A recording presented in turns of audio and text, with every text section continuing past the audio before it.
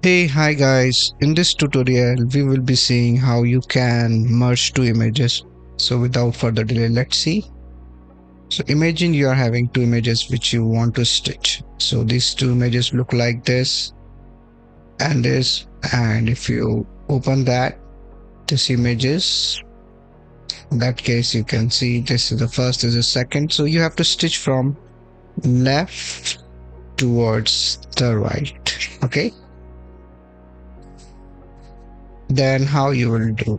So for that, I am using this library called Stitch. Simple code. You need to install the PIP stitching. After that, you need to give the path.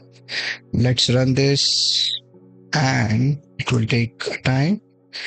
Once that's done, then you have to go back to the video, go back to the folder, same folder. You need to go back to it. You can see the magic.